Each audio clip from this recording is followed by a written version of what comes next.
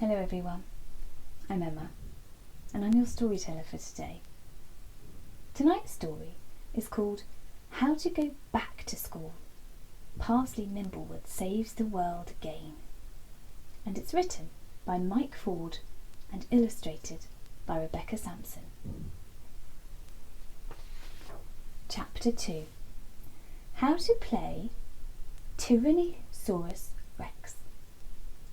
Saturday, 23rd May 2020. Today we've got to see our dad for the first time in 2 months, and as soon as we burst through the front door of his flat, he announced, "I declare a game of tyranny." Bo, who had been shaking with excitement, stopped and glared at him until he said, "Sorry, Bo, I mean a game of Tyranny-Saurus Rex."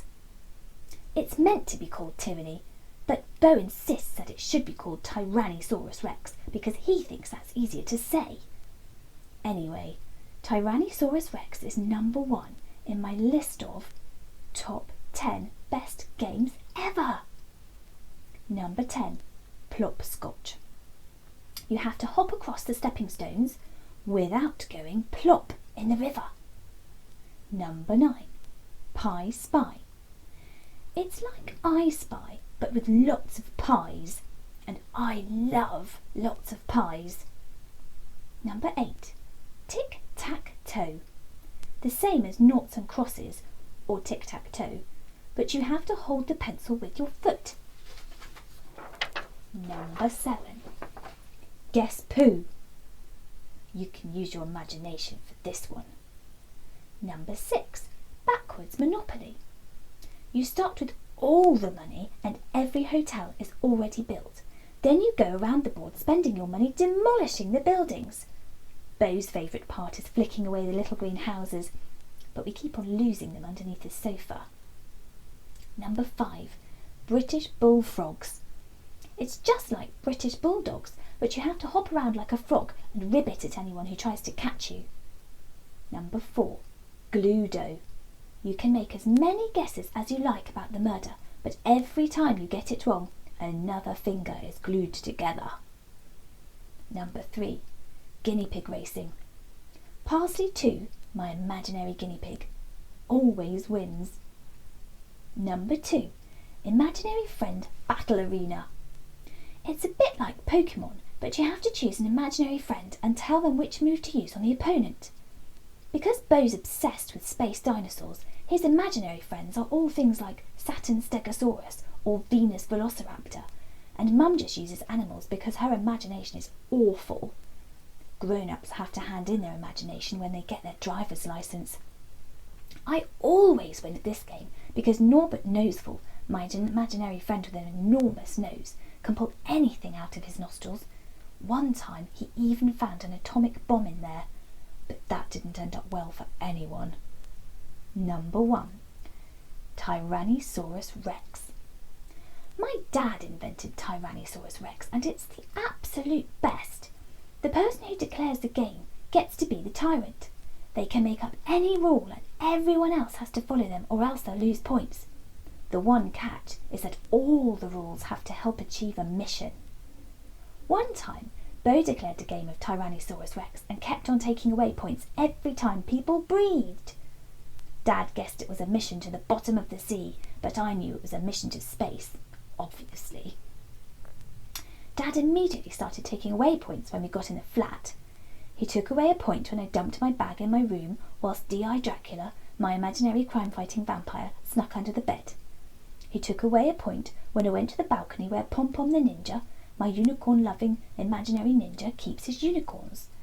And just before I could pick up the biscuit tin where Evil Egbert lives at Dad's house, he announced 10 points to Bo. Bo was washing his hands with a huge grin on his face. How could I have forgotten?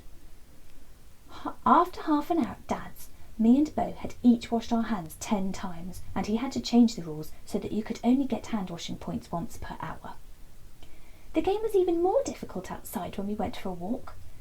Bo was in the lead, but pretty soon he didn't want to play any more.